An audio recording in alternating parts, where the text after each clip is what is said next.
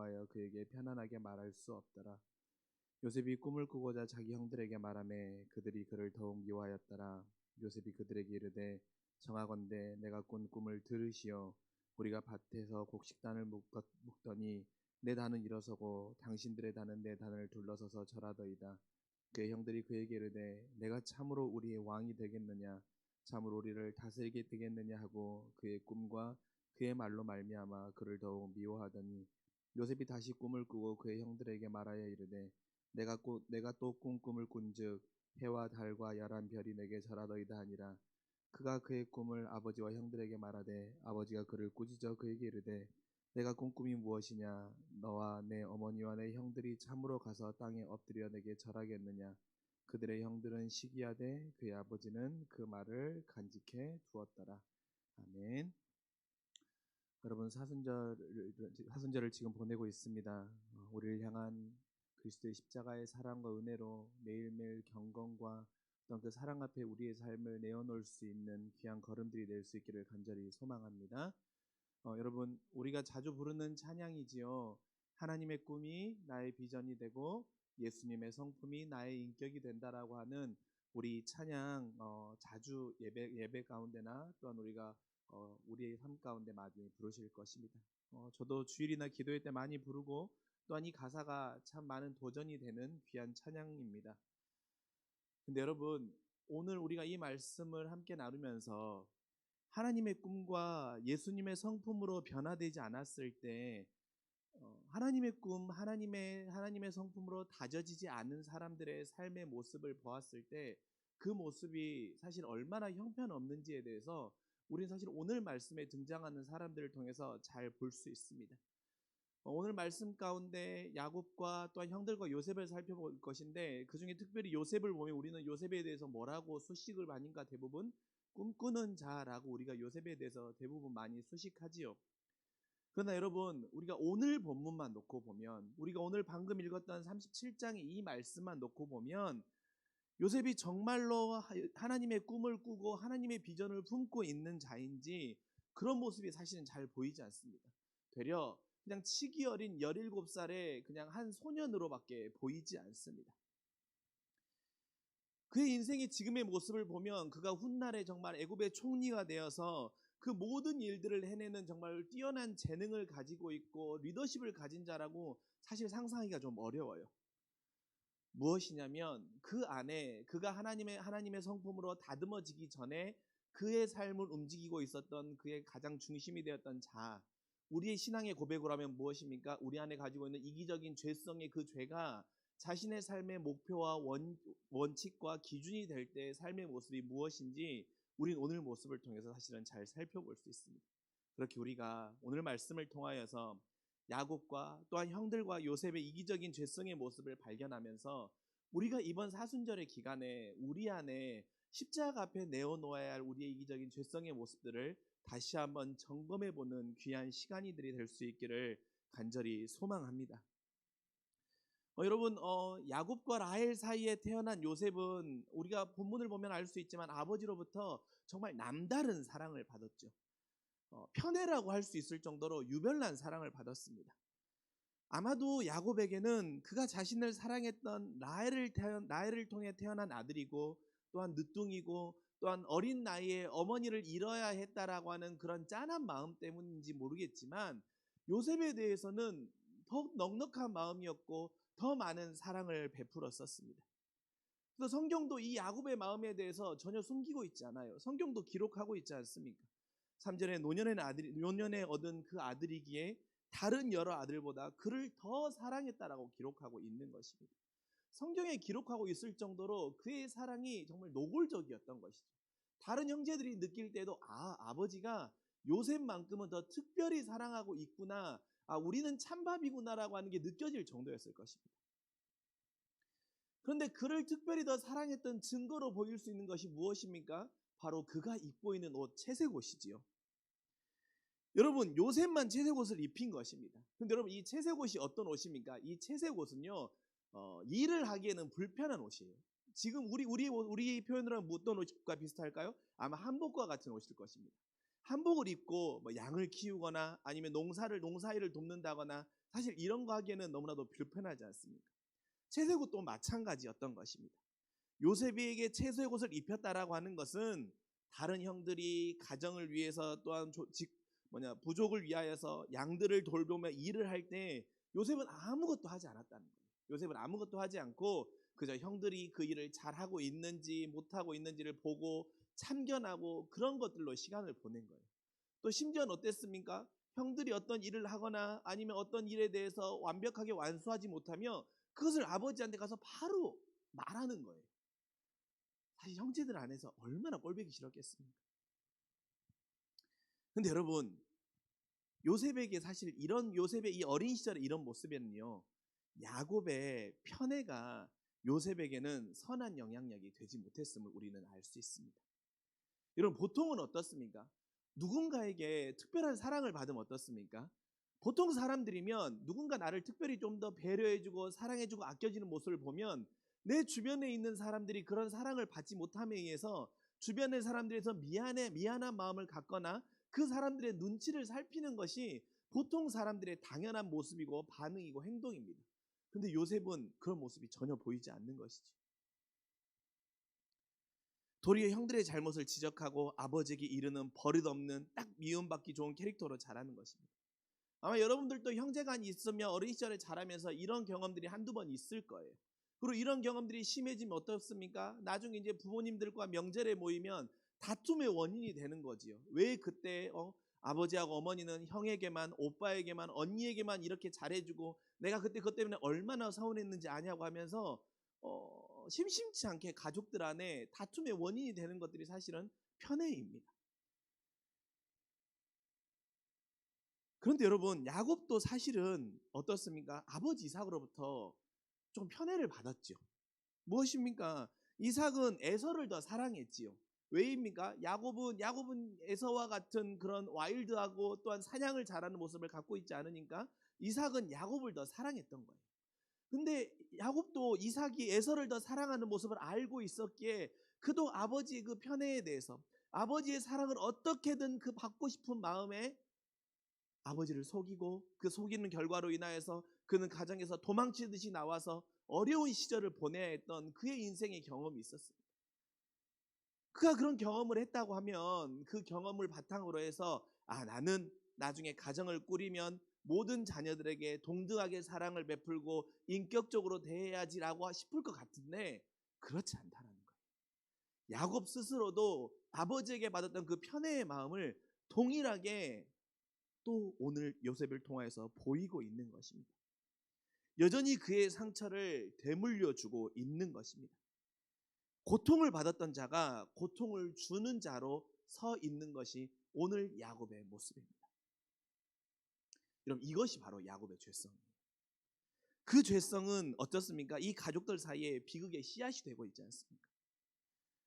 근데 여러분, 우리는 이런 말씀을 들으면 그럼 그래, 나도 그러면 오늘 말씀을 도전받고 오늘 말씀을 교훈 삼아서 나의 가족들 안에나 아니면 누군가 사람들과의 관계에서 편애하지 않고 모든 사람들에게 동등한 사랑을 베풀고 나누고 보이는 삶을 살아야지 라고 마음 먹지만 어떻습니까? 잘 되지 않아요. 목사인 저도 마찬가지입니다. 더 좋은 성도가 있고 조금 만나면 불편한 마음이 있는 성도가 있는 것은 어쩔 수 없는 인간이기에 당연한 마음입니다. 그러나 그런 마음이 들 때 내가 다음번엔 저 성도님을 만나면 더 잘해야지 아니면 더 많은 사랑을 보여야지라고 하지만 잘 되지 않는 내 안의 죄성의 모습이 자꾸 올라온다는 것입니다. 그러면 피하고 싶기도 하고 아니면 그냥 관심을 덜 갖고 싶기도 하고 그런 것들로 회피하기도 해요. 아니면 그 사람에게 다른 사람에게 더 많은 사랑의 모습을 보임으로 인하여서 그 사람에게 상처 아닌 상처를 주는 것으로 되갚음을 하고 있는 저의 그런 악한 모습들을 보기도 합니다. 여러분, 그래서 이 말씀이 오늘 야곱의 이 모습이 우리에게 주고 있는 믿음의 교훈의 도전은 무엇이냐면 결코 인간은 인간의 노력으로 자신의 그 죄성을 회복할 수 없다는 거예요. 인간의 노력으로는 우리의 죄성을 끊을 수가 없는 것입니다. 아무리 우리가 노력한다고 해도 우리의 어깨에 힘이 빠지고 그렇게 되지 않아요. 우리의 노력으로 되는 것으로는 우리의 노력으로 된다고 했으면 아마 야곱이 요셉에게 그렇게 하지 않았을 것입니다. 우리의 죄악의 문제는요, 오로지 십자가에 달려가 돌아가신 예수 그리스도를 통하여서만 우리가 해결받을 수 있음을 간절히 소망합니다. 여러분 안에 가지고 있었던 해결되지 않은 문제들이 온전히 해결됐던 경험은 무엇입니까? 그리고 그 죄로부터, 아니면 여러분의 상처와 여러분의 해결되지 않는 기도의 제목으로 여러분이 자유할 수 있었던 그 계기와 경험과 은혜는 언제였습니까? 바로 다른 어떤 나의 노력이 아니라 예수 그리스도의 십자가의 사랑으로 인하여서 내가 그 문제가 해결되고, 주님이 나를 온전히 사랑하고 계시고 주님의 십자가의 사랑의 은혜가 더 감격스럽다는 것이 우리의 인격의 고백으로, 우리의 실존의 고백으로 와 닿았을 때만 우리가 그 문제들이 해결되고 자유케 되는 경험, 우리 모두 다 있지 않으십니까? 그렇게 사랑하는 성도 여러분, 우리의 노력으로는요 결코 우리의 죄성이 해결되지 않습니다. 이번 사순절 기간 우리 안에도 누군가에 대한 편애의 마음이 있을 수 있을 것입니다. 아니면 나에게 내 과거의 경험으로 인하여서 내 안에 가지고 있는 그 상처들이라고 여기고 있는 해결되지 않은 짐들이 있을 수도 있을 것입니다.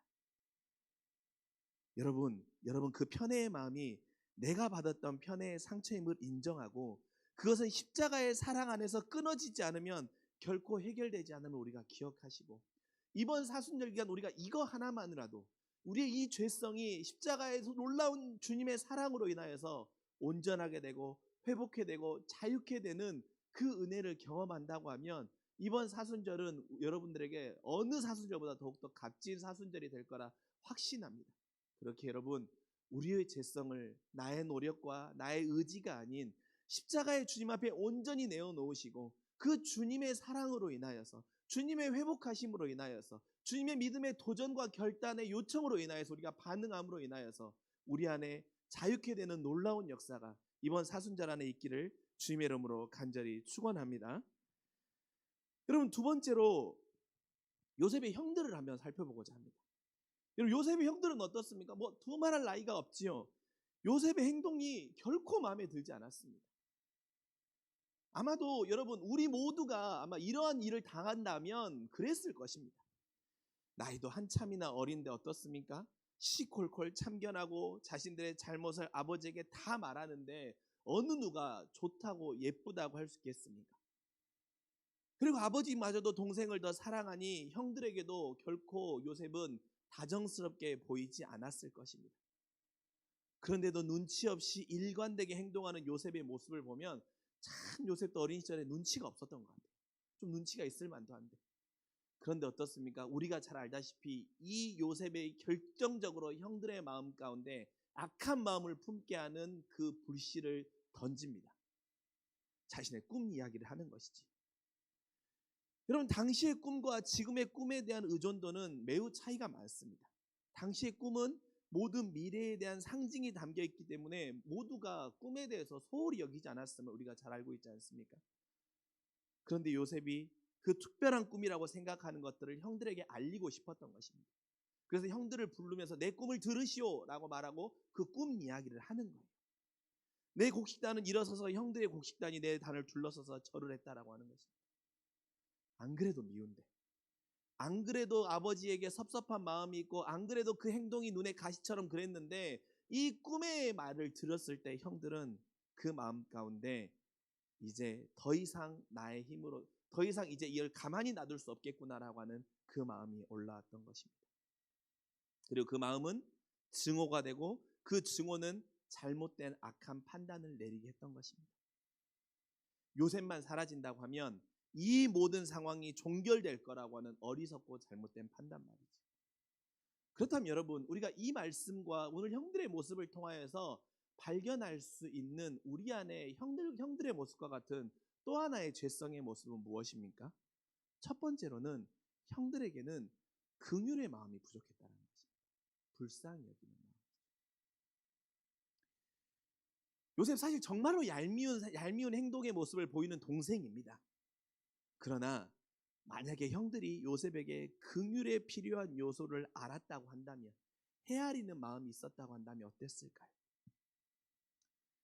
어린 나이에 그 동생, 요셉의 동생인 베냐민을 낳는 상고로 어머니 라헬이 떠나갔기에 어머니의 충분한 사랑을 받지 못하고 자랐던 그 동생에 대한 안타깝고 긍휼의 마음, 그 모습을 안타깝게 여기는 아버지의 과도한 애정마저도 헤아릴 수 있었던 그 마음이 있었다고 한다면 아마도 형들은 이런 선택을 하지 않았을 것입니다.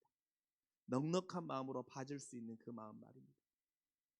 그랬다면 이 꿈도 아마 그랬을 것입니다.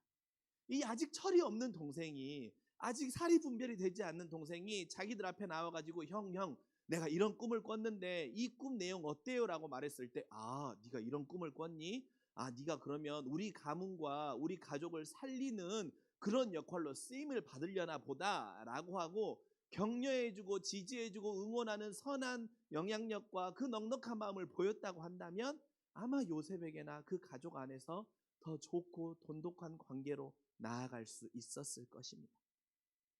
그렇지만 어떻습니까? 우리가 잘 알다시피 사돈이 땅을 사면 배가 아픈 것 같은 그 죄성은 결국에 되갚아주고 싶은 죄성으로 형제들에게 나온 것입니다. 또한 두 번째로 형들의 모습을 통하여서 우리 안에 발견할 수 있는 죄성의 모습은 무엇입니까? 우리는 문제를 해결하는 방식을 잘못 선택하고 있는 그 죄성을 또한 발견할 수 있습니다. 동생을 죽이거나 눈앞에서 사라지게 하면 모든 문제가 해결될 것이라고 생각하고 있는 그 모습과 그 반응의 태도 말입니다. 그러나 결국 그것은 남은 가족들, 특별히 아버지에게는 정말 씻을 수 없는 아픔과 상처를 그 형들의 선택은 남겼던 것입니다. 미움은 그 속성이 더 큰 미움과 다른 이에게 미움이 전가해주는 속성을 가지고 있습니다. 그 요셉을 먼 타지로 팔아버리고 난 이후에 그 가족들이 행복했겠습니까? 결코 행복하지 않았던 거예요. 잘못된 판단은 모든 가정 안에 불행과 불안의 씨앗을 결국 계속해서 남겨놓았던 것이죠.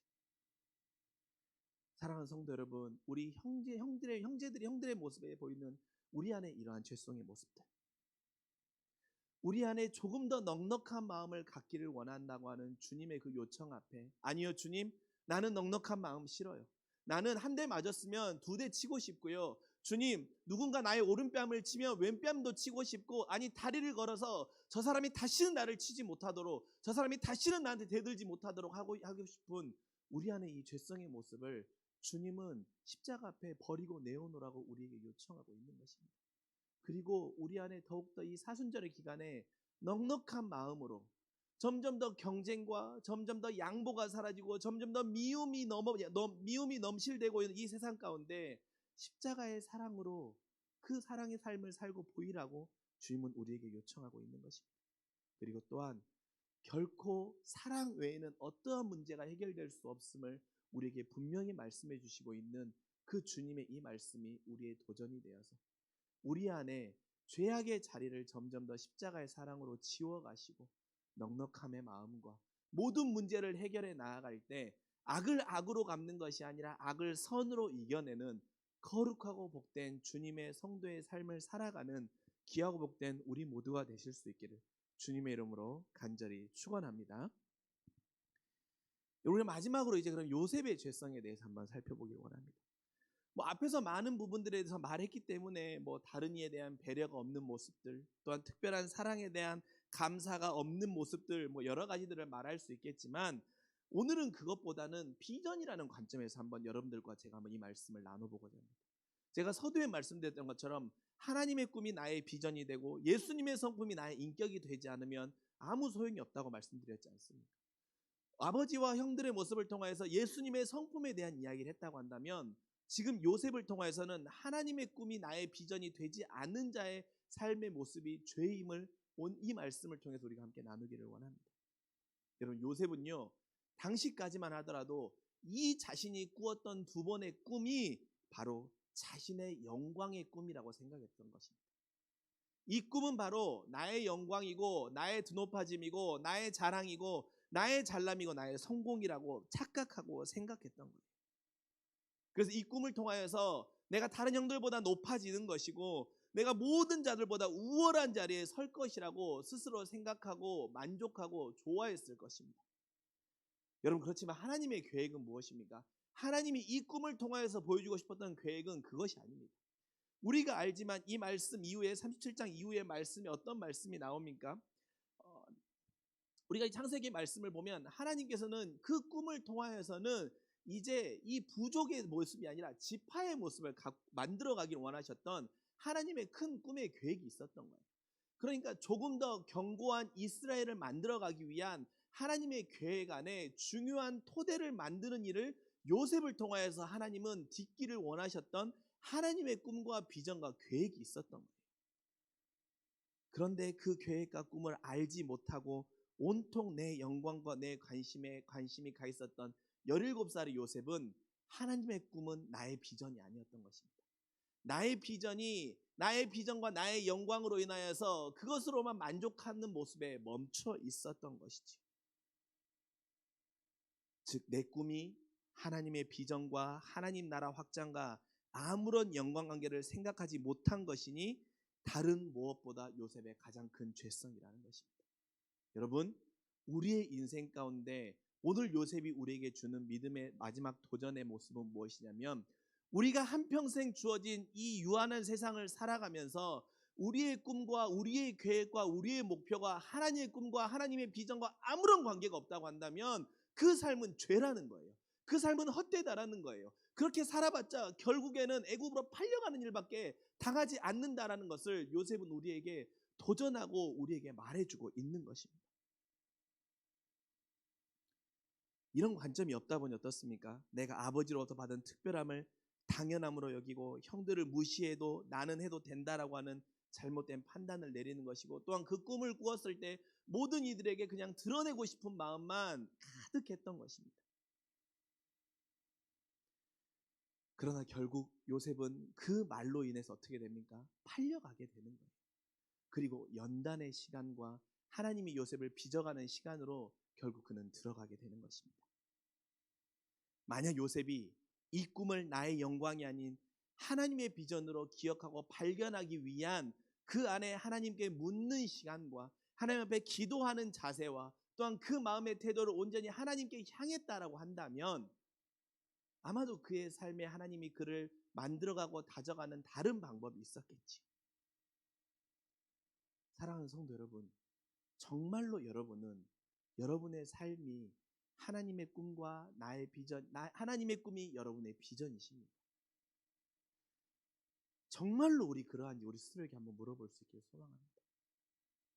그렇다면 여러분 오늘 하루를 살아가시면서, 아니 이번 한 주를 살아가시면서 하나님의 꿈과 하나님의 비전을 위해서 여러분 어떠한 여러분의 삶의 결단과 어떠한 하나님의 음성을 듣기를 원하고 또한 어떠한 말씀으로 여러분의 삶을 십자가 앞에 내어놓으며 또한 정금과 같이 연단되는 과정들이 여러분 안에 있으셨습니까? 우리 스스로 돌아보자는 것입니다. 저는 이 말씀을 묵상할 때 저에게도 매우 큰 찔림의 도전으로 다가왔습니다. 내가 이번 한 주를 살아가며 하나님의 꿈과 하나님의 비전을 위하여서 나는 무엇을 하나님 앞에 드리고 있을지라고 물어봤을 때 너무나도 부끄러웠다니까.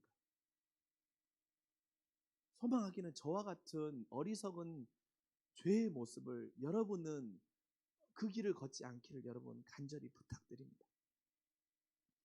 그렇게 여러분 이번 사순절에 우리 안에 필요한 것은 내 삶이며 내 꿈이며 내 영광이라고 여겨지는 그 채색옷이 찢어져야 하는 것입니다. 그 채색옷이 찢어지는 그 사건이 이번 사순절 우리의 삶 가운데 일어날 수 있기를 간절히 소망합니다. 그러나 그 채색옷이 찢어지고 나면 우리가 죽을 것 같지만 아닙니다. 그때부터 하나님의 전적인 도우심과 전적인 인도하심과 전적인 섭리로 인하여서 요셉은 정말로 하나님의 꿈이 나의 비전이 되는 사람으로 빚어지고 다져지고 만들어져서 하나님 나라 일에 귀하게 쓰임 받았음을 우리가 믿음의 도전으로 기억할 수 있기를 간절히 소망합니다. 그렇게 여러분 이번 한 주 또한 이번 사순절 우리 안에 야곱의 죄성과 또한 형들의 죄성과 요셉의 죄성을 기억하며 나는 십자가 앞에 주님이 내가 깨어지고 또한 주님이 네 십자가 앞에 내어놓기를 원하시는 것이 무엇인지를 기억하시며 주님의 요청 앞에 반응하시고 주님의 요청 앞에 순복하며 나아갈 수 있는 귀하고 복된 우리 믿음의 성도들의 걸음과 삶이 될 수 있기를 주님의 이름으로 간절히 축원합니다. 기도하겠습니다.